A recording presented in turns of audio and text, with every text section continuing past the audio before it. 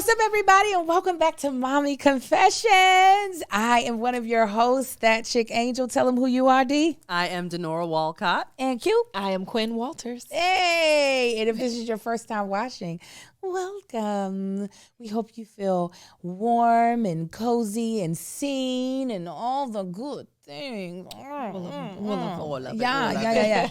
So Mommy Confessions is a weekly show where me and my homegirls, we sit down, we have authentic conversations around being a mother and being a woman.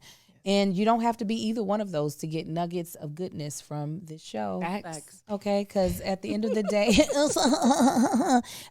the better you get to see and walk through in the shoes of someone else, the better you can be an empathetic person and a better human being. All right. So today we're gonna start off with a segment we used to do. It's called Gas Up. Pew, pew, pew, pew, pew. Okay, because you know what? A lot of times mothers only get really gassed up on Mother's Day, which I mean is beautiful. We love it. But sometimes it just needs to be just some regular premium gas put in the car all the time. If we only filled up our cars on Mother's Day, we would get nowhere. That's it. The car must be satin all the time. So this is a segment where we are going to gas up a mother or a woman that we just feel like is doing the damn thing, and we want to put out in the universe how wonderful they are, and hopefully they'll receive our affirmation some way, somehow in the universe. So who would like to go first? I'll go first. Quinn. A mother that I would love to gas up right now. She's been on my mind lately because I just read her book and I literally probably cried every other page. Viola Davis. Oh, yes. Ma'am. Her story, her resilience, her tenacity. She fought through so much. She went through so much. Like, okay, when I read books, I don't cry. I know I cry on this show. Because of Angel. I know y'all have seen me in some episodes crying. And if you haven't, you will. But, books, TV does it for me. TV, movies, things that I can see with my eyes. Those things can really motivate me and move me to cry, move me to tears. But this book. Yeah. So I was bawling through every page. The pages have makeup on them and wet stains and spots on them. And I'm just so inspired by her pre-book. Now that I know her personal journey, I'm even more inspired by Viola Davis. And she's a mother. She's an artist. She's a woman. She is Black. She is strong. She is queen. She is everything. Yes. All the things. I love you, Viola. I can't wait to work with you. Yeah. Ew. And she's so nice. She She's is. so nice. I I got to did work meet with her her. once. You worked with her on Scan. On How to Get Away with Murder. How to Get Away. Yeah, Denora be on all of Because they them. did the merge, but you were I was doing in it the for How merge. to. Okay. Oh, Because if you're going to do Scandal, where's Carol? Right? Where's Carol? I mean, if you're going to merge, Carol needs to be there. She needs to be there to talk about the merger. And you, D, who you gassing up? So I want to guess up LaJoyce Daniels Kane. Now, LaJoyce is my daughter's piano teacher. Oh, nice. And she is in Ohio. So she became my daughter's piano teacher during the pandemic when nobody was seeing anybody. And she agreed to take my daughter on as a student. And I just feel like she has like become family, you know, like it's like we see her every week. Like we all get excited when the Zoom session starts. Aiden runs up and he gets to say hi, and she starts with a message of love. Every single lesson she starts with a message of love. And she talks about her children and her grands and her other students, and she's just such a giving, wonderful, inspiring woman and mother and artist. Yes. And so I just want to gas her up. oh, pew, pew, pew, pew, pew. It's so funny because I can't keep names in my head, and I would grab a hold of the person in my brain of who I was gassing up. Then you would say someone's name, and their name would. Then when you said your person with names that I hadn't heard before, my person's name ran so far out of the back, and so while you were talking, I was like, come on, get it. And I remember it is my director. She is the first Black woman, even though she appears racially ambiguous. She is a Black woman to win an Emmy for directing a comedy sketch series. Yes. Come on. Bridget Murphy Stokes. She is the director of a Black Lady sketch show. She directed all of season 3 and all of season 4. Oh, dope. Yes. Wow. Wow. Yes, because they amazing. only have one director for the whole season. Okay. So that's 30 some odd sketches that she is having to put her artistic vision on. Honey. And she is a mother. Me and her were the only two of the like main people, like the creative people working on the show, the only 2 people who are mothers Oh, wow. on the show. Everybody else is without a child. So just seeing how hard she had to work and like being there and focusing. She even took the time to come to my son's Willy Wonka show and brought her whole family. Oh. Yeah, like, and I there was not, I did not take that lightly. I was like, I told Lil Marcus, I said, an Emmy award-winning director came to see you all. Okay, see you specifically. Hello. But she's The watching star. everything. Willy Wonka. Huh? Yes, Willie? Willie himself. Yes, yes. So Yes. I want to gas her up because she really is an amazing person. And just watching how she maneuvered in that work environment was something just, I just don't even know how she did it. So this one's for you, Bridget. Yes. Pew, pew, pew, pew, pew. Okay, so now we're going to move to a segment that we've never done before. So we're going to see how this goes. It's going to be great. All right. It's going to be amazing. And this segment right now is called Unsolicited Advice. We all know that we have gotten so much advice as mothers that we didn't ask for it, especially when you're pregnant. Oh, yeah. People are always like, oh, you're pregnant. Let me tell you what to do. And you're just like, no, actually, I'm not pregnant. You. Burrito. Right. I'm not even pregnant. Well, you know, since this is Mommy Confession, we can do whatever we want. And there's not actually a specific person we're looking at. So we're going to just put out the advice and either you pick it up or you leave it there. You don't have to worry about it. You know what I'm saying? And we're going to give on this, in this segment, we want to give specific advice as it relates to birthing a child. Birthing. Okay. Birthing. We've all had some different birthing stories. Mm-hmm. But if you could give one nugget of advice that you would give someone who was going to be birthing a child sometime in the near future, what would it be? Oh, so this is advice that we want to give to someone, not advice that was we given received. to us. No. This is our unsolicited advice. Oh. Yeah. Nobody asked us. We're going to give it anyways because we've done this. So I would say, if it is at all possible, have someone in the room who is knowledgeable about birth. Not necessarily an expert, but someone who can be on your team. So if that is your partner, and having your partner learn as much as possible about birthing stories, have them watch videos, have them read books. Or if it's your best girlfriend who's already given birth and she can read up on what's happening or what, things to know, the names of things like Pitocin. Just have somebody, if you can, have somebody in the room who can be your advocate, who can be knowledgeable and supportive there for you. Because you're going to be doing stuff. You're going to be busy. And so it's very helpful to not only have another set of eyes, but to also have another voice in the room to be there for you. So if you can hire a doula, get you a doula. If it is your mom who's had 10 kids on her, in the past, and so she knows some things, ask her to also brush up on what's new. But really, if you can, have somebody in there with you who can be an advocate, who is knowledgeable. I like that. Good advice. I like that a lot. I am still thinking-ish. Okay, you keep thinking. I got one. Yeah. Okay. This is specifically for if you're trying to prepare for a vaginal birth, especially if this is your first child. Do them perineum or perineum, however you want to pronounce it, massages. Well, you can't do it on yourself. You actually have to have someone else do it. So if it is your baby daddy, partner, just someone who you don't mind having to put their finger on your vagina opening. I have birthed 4 children and my perineum has never tore.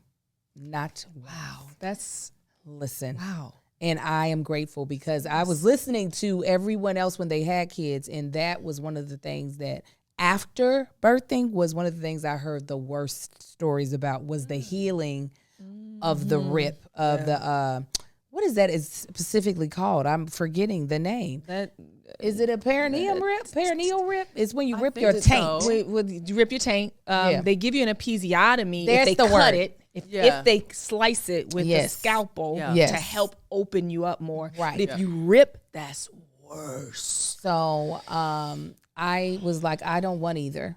Okay. Okay. I don't want none of it. I want my coochie to look the same way or close to it after these kids. Amen. So I had Marcus up in there giving Swedish massages to my perineum. Very good. Okay. He was pushing down, and they're not comfortable. It's not sexual. You won't be like, ooh, are you trying to do something later? No. You'll be mad. Yeah, no. You ain't trying to do nothing later. But I do say, and even my doctor was doing those as the baby was coming out. He stuck his fingers in and he was pulling it down to help stretch the skin. But I'd already basically put that skin through some yoga, and I got that thing stretched out. So if you're preparing for a vaginal birth, it doesn't really, pertain to anything. If you're going to have a cesarean, whether it be, planned or not. But if you're thinking you want to push out them kids, go ahead, stretch that coochie out. Don't let that thing stay too tight. This is not the time to be like, I'm so tired. Like when I was young. No, get that thing big. Get that thing big. Get the thing big. Yeah. Big. I had a C-section. Mm-hmm. So, and it was a planned C-section because I had fibroids prior to getting pregnant with my daughter. So I had a myomectomy, which is like a C-section to remove the fibroids. And then, so they were like, yep, you're going to need a C-section to deliver this baby. And so I would advise a person who knows that they're getting a C-section, or I'll say this. I didn't want the C-section. Okay, let's start there. I keep hitting this microphone. Lord have mercy. This was a different microphone, so you don't have to worry hallelujah. about it. Pause. I just realized what I was saying. So I didn't want the C-section. I was like, no, I want a vaginal birth. I want a natural. Like, I don't know why, but stretch me out and natural God the way he designed it. But my doctors were adamant. They were like, if you deliver vaginally, you could do more damage to your womb, being that has already been sliced prior to, and you can harm the baby during the passage. So do you really want that?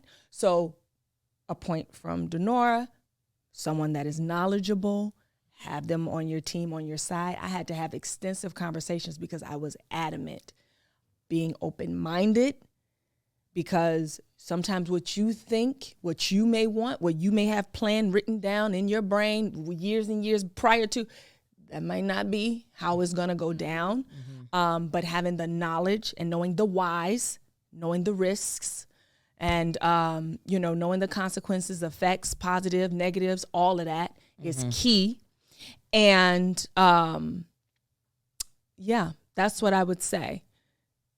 Knowing what's what based on a professional, but still being open-minded, because if I stayed, in that pocket, I could have really damaged myself. I could have, hurt my baby and all of that. But because a VBAC is what they call it when you have a vaginal birth after you've already had a cesarean. Yeah. And so for me, I did my research. I was like, I'm getting a VBAC because C-sections are painful. C-sections are extremely That's why I did not the want it. recovery is even longer. The recovery for a C-section is 3 months. So for me, I'm thinking I'm an artist. I got to get back to work. I can't be down for a C-section. And I already did that with the fibroids, so I don't want that again. But for safety, for all parties involved, it was another C-section. And so I opened up my mind. I opened up my heart. I prayed to Jesus. And so everything went smoothly. My daughter was born fully healthy. I was fine. I healed perfectly fine. So, yes, knowledge, open-mindedness. Boom. Prayers from Jesus. Amen. Prayers to Jesus. Amen. So there's a little bit of unsolicited advice. You can take it, you can leave it, but we gave it. So you can't say didn't nobody tell you. Period. I'm okay. It's fine. You're fine. I changed out your mic because I know that you can't. You're excited. I like and it. She's like, I like to on accident. That Omarion song. Oh, baby, by the way. Don't get started because we'll get started. Yes, we will. Yes, we will. Okay, so today's topic. We've all been on this journey of motherhood and womanhood for a very long time. Yes, ma'am. And we've seen not only what that's like through our own eyes, we've also seen what people try to reflect back to us is what this all means. What do you all feel like has been some of the biggest lies or misconceptions that come with being a mother or with being a woman? As far as being a mother, I must say a big misconception that I heard a lot, but I didn't particularly experience this, was that it is so horrible. I'm not saying it's easy. It's challenging. It has its challenges, but my personal experience has been great. It's overall, like, I have more positive experiences that I can recall with my child and with being a mom than like this horrendous experience, and it's so hard, and it's gonna wear your body down and wear your mind down, and your baby, you're not gonna like your baby, and then get on your nerves, you're gonna smack the kid, and I didn't have that experience. That was so much. And it was smack a lot. the kid and you kick the child. Like, and this is what aunties was saying. You know what I'm saying? Like, Yeah. it's life about to get hard. It's about to be hard. It might be horrible. It's just so negative. And maybe that was their experience. I'm not taking that from them, but that just wasn't my experience. I loved it. I love it. Yeah. And so with the challenges, it is not easy every day. There are days I cry. There are days it's hard. There are days I gotta sit my daughter down. What you doing? She's a good girl. But it's not, it's not this horrendous experience that I just felt like so many people they were not saying that they experienced good and great things. They were saying that they experienced bad things more so. And so I was sort of prepared for this dark time, and again, maybe they did experience this dark time and they were, projecting that onto me. But I didn't experience that, y'all. It's been great. And I want more. I think projection is a big part of being, of experiencing motherhood. I think a lot of us are guilty of projecting our experiences on other people. I think it's also to try to feel validated about your own experience. You know what I'm saying? Like, true. I think a lot of us think when people portray that they're really happy in motherhood, a lot of folk be thinking they lying. Like, they lying. And then when women are vocal about being unhappy, people are like, well, you just suck as a mother. Like, there's like, on both sides of the coin, there's a lot of shame put on just being authentic about what you're experiencing. Right. And people are like, if you're too happy, you're lying. If you're unhappy, you suck. So I think just trying to dodge the shame, a lot of lies have been just put out there for us to try to, for us to get on the side of the lie so people ain't got to be by themselves. I would say not on motherhood, womanhood, and this will end up being a topic for a whole nother one because we can go so far down the rabbit hole.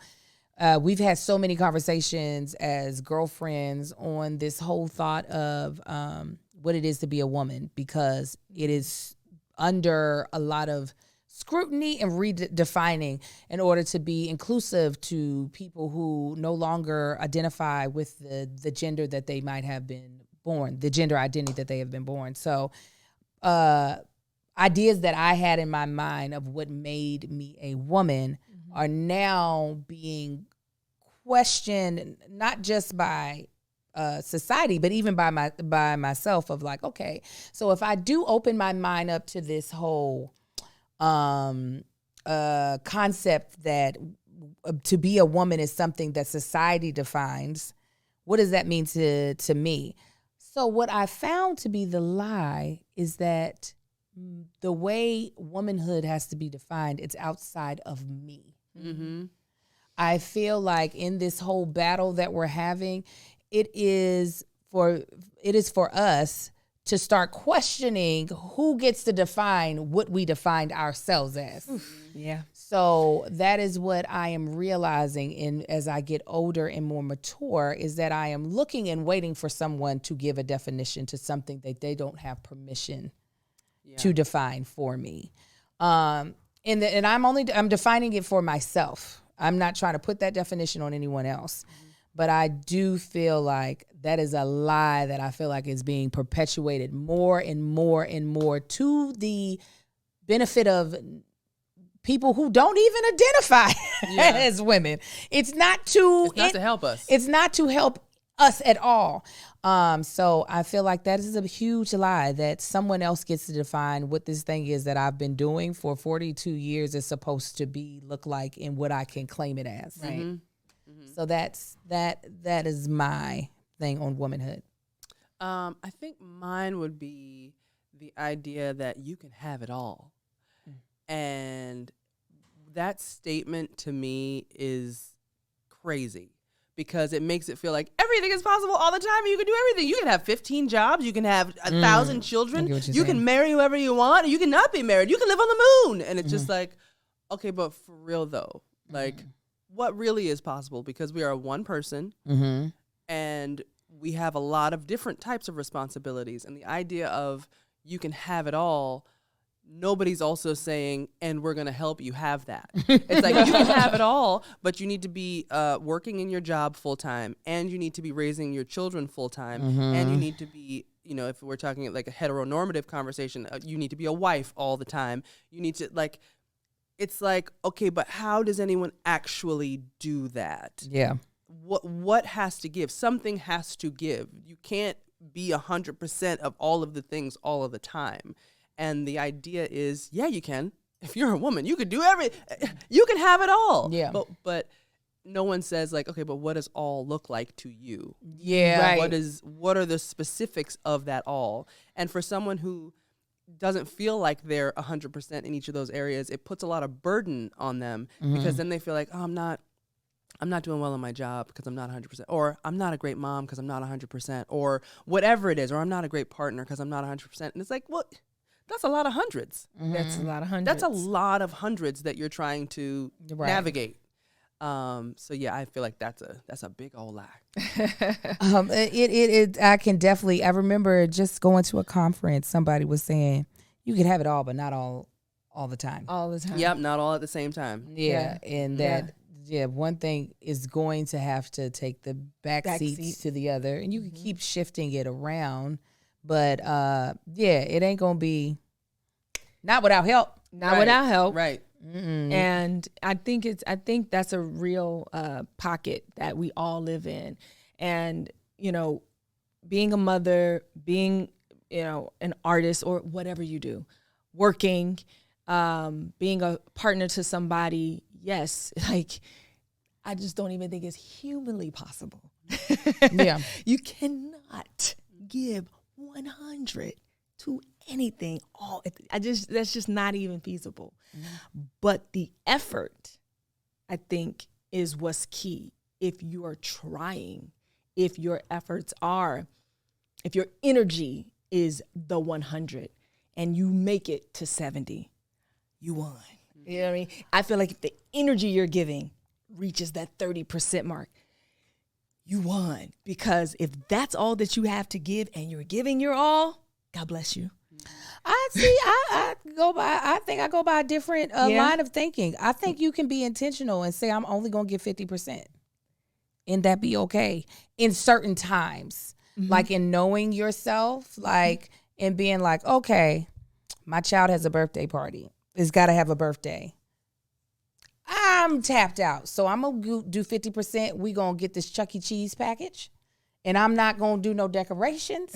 I'm not invited. It's just going to be us. This is the 50% I have to give. But is it right? But that's right. But I'm saying I'm not going to strive for I'm not even going to put the 100 mark in my game. But the 50 is your 100. And that's what I'm saying. If the 50 is your cap, the 50 is your max. Okay. You're striving for the 50. You landed at the 50. You did 100 because your 100 was 50. Yeah. So knowing that, knowing where your marks are, because it's not going to always be 100. I don't know what is there a 100? I mean, I would like to think I'm giving 100 to Jesus. Am I Jesus? I mean, what tell me, Lord. I think there is like a misconceived notion in your own head, or not a misconceived, your own definition of 100. Like on days that I feel like, bitch, knock that shit out of the park. You know, I have those moments where I feel that, where I feel like there is nothing else on the other side of what I gave. Where there are days where I clearly see this is where I was, and there was so much more I could have did over here, whether it be for my husband. There's so much more that I could have given him on the other side, but I got here 30%, and hey, take it or leave it. Yeah. We're here. And what I think is the issue a lot of times is that we define how well we did by how close we got to there's nothing on the other side. And I think through therapy have gotten really clear on it is okay if I intentionally am going to only give 20 today because I want to store up for this other thing that has more priority to me. Sometimes that other thing is me. Yes. Sometimes my Thursdays, them boys and that husband is getting 10, 10, 10. Yes. Because I want to give myself on Thursday 100% so that I can then refocus and figure out where everything else needs to land. And that's self-care. That's self-care. But I think if we don't look like we trying for the 100, there is a lot of judgment that we get and judgment from other people. We also are in such a time of comparison. Like you only see the shiny parts of what people share usually. Like most people are not sharing the bumps and the bruises. They're sharing the like, look at what our family did, and oh my gosh, and look at what I planned, and look at this thing that I did. And so then other people can see that and go, I didn't really have that many balloons at my kid's party. Yeah. Or I should have baked a cake. I guess I could bake a cake next year for the party. Or, you're supposed to have this many people at whatever the thing is. Oh, you're supposed to read to your child? Yeah, you're supposed to read the stories. What? Who does that? Oh my God. But yeah, there's so much comparison. Right. And then, people don't realize that where they're thriving, someone else who's online is not. That's their deficit, but they're not going to post their deficit. Right. So then it just makes it look like they're succeeding at everything. Yes. But also on what you said about like prioritizing things, that takes effort too, to really sit down and figure out what is of value in these moments, what needs attention, what needs to become priority here so that this thing doesn't lack over here. Absolutely. Like that takes a lot of effort and focus too. Yeah. And we're not taught that. No. There's no lesson in school coming up or really in college about how to prioritize and plan. Yeah. It's just like, here's a planner, write all your stuff in there and then go do everything. Yeah. And it looks different for everybody anyway, right? Yeah. The things that you value that are important to you that must get done are totally different to Angel, totally different to me. Right. And it varies and changes from day to day. Yep. And it varies and changes from person to person who we're interacting with on a daily basis. Yep. Absolutely. So it's never going to be the same, even for the people we deal with on a daily basis. What your child needs from you on Monday is not the same thing they're going to need from you on Friday. Right. Yeah. You know what I mean? The energy you put in the meals, the energy you give to the homework, whatever it is, extracurricular, whatever it is for yourself, all of it changes. It's constantly morphing. So this is why we're amazing. Yeah. Okay. This is why we're going to pat ourselves all on the back. You guys too. Okay. Because we are here and we are striving and we are thriving and we are trying. Yeah. So praise us. Praise God. Yeah. Hallelujah. Gas. Oh, another one more big lie before we close this out because we got kids to get to. Yes. One more big lie. What's that? Are these parenting types.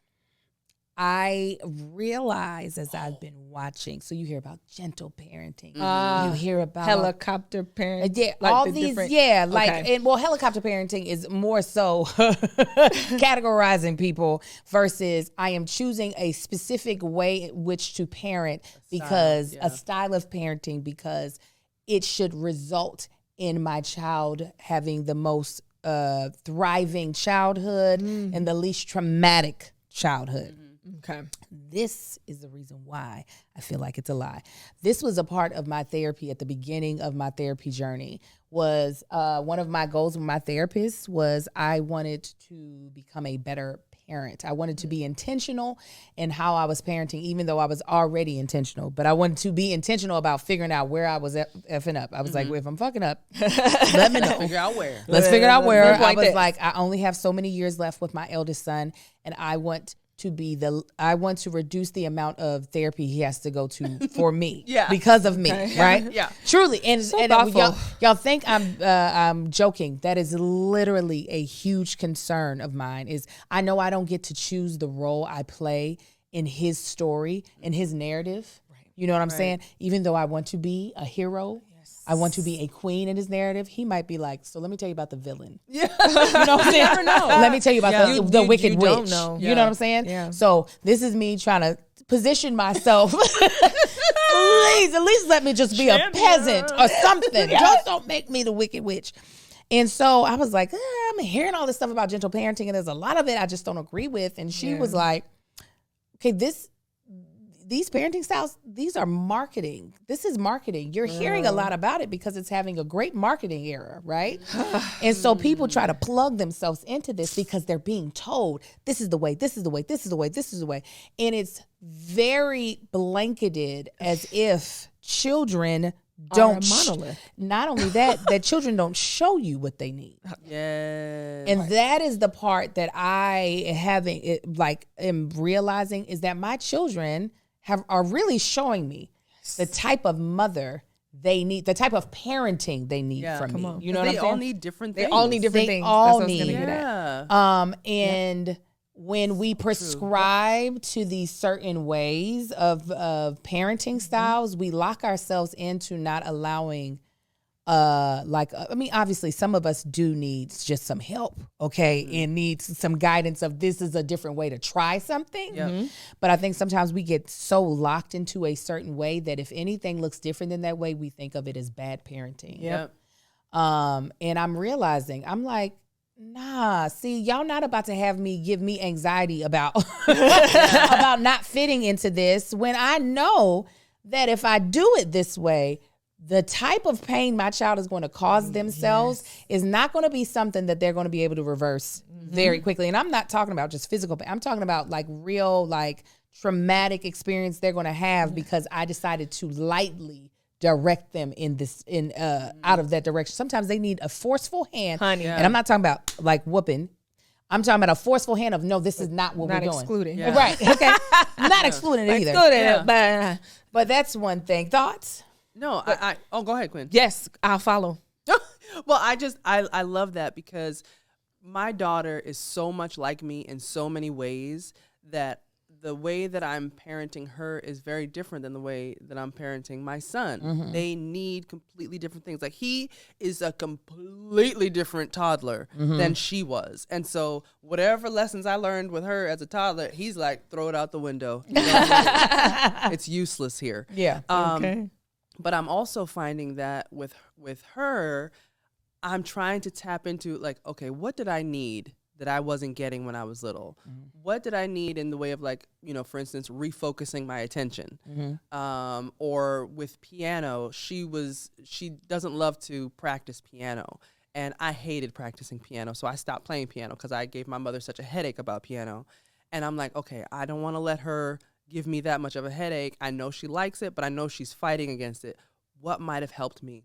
So I inundate her with awesome piano players. I find children piano players and I show her videos. I find women who are amazing piano players playing two pianos at the same time. I can't remember her name. But like I try to keep her interested and excited so that the practice isn't quite so painful. Yeah. So it's like for her, I have to maneuver differently than I do for Aiden. Yeah, he's absolutely. a completely, and I'm learning. I'm like relearning Yes. with him because it's like, okay, that don't work on him. He That's doesn't right. respond to this. This doesn't help him. Where this might have soothed my daughter, it has not soothed my son. So it's like, Yeah. 1,000%. different world. Every kid is different. I only have one at this time, but I am the oldest of 4. And one of the points of, I don't want to say contention, but we would always have a discussion about how our parents treated us differently and not favoritism by any stretch. My parents don't even believe in that. No. We love all of our kids equally. However, we do have to raise y'all all differently. And that's what we didn't understand growing up. I would be like, well, y'all gave me a whooping when I did such and such, but y'all didn't give her a whooping when she did, or give my brother a whooping. They're like, you were a different kid. And it was a different circumstance. It was a different time.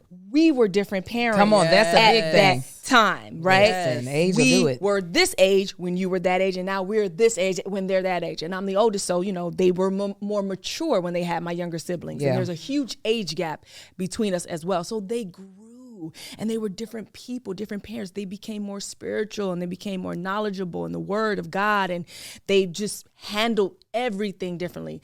I'm not saying they were raised me wrong or bad or anything. It's just, it was different, right? And I have my own personality. So they raised me with my personality, and my brother with his, and my sisters with theirs. And so you do have to curate your rearing per child. Yeah. It's not the same person. Like you said, what's going to soothe one is not going to necessarily soothe the other.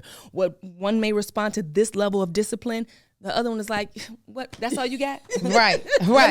That's Still, Aiden. pat. That's Aiden right there. And so I think it is imperative as parents to have that foresight, to have that wisdom, to be open-minded enough. You cannot blanket raise your kids.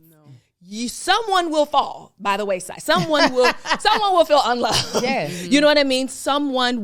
You will miss the mark. So being in tune with each individual spirit that you've been blessed with is imperative. And I love that my sisters, you guys are on that. And I agree 100% with you, Angel, that there's just no possible way to just blanket raise. Like, that's just Amar taught me that. I used to be like, nah. I remember saying that on here. I was like, they all getting the same. Amar was like, watch.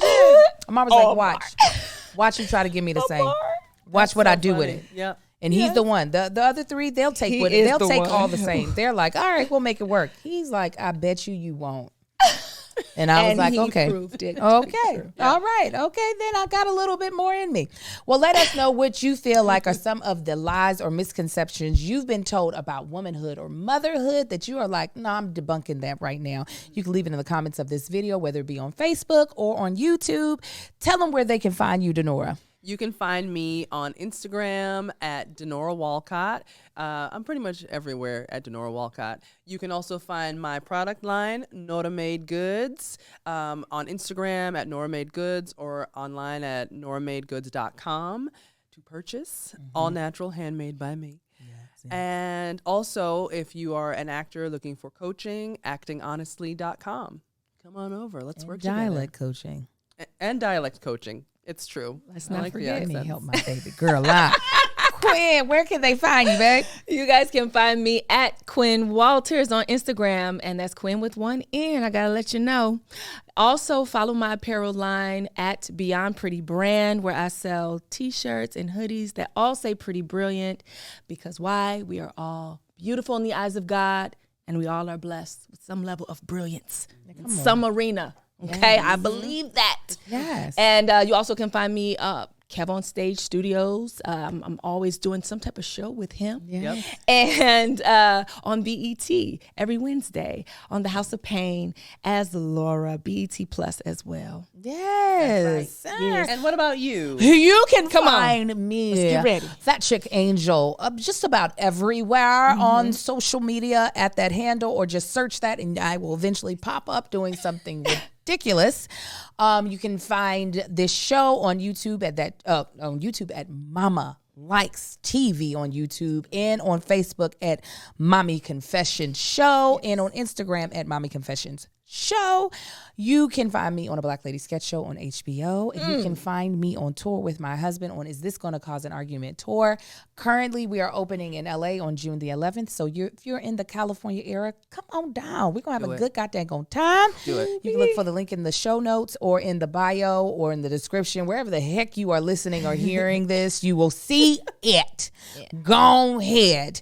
And then you can check out Mama Likes, my self-care business at shopmamalikes.com. Mama Likes Shop Mama Likes on Instagram. And Mama Likes TV. All right, guys. Until next time, y'all be blessed. God bless. Bye.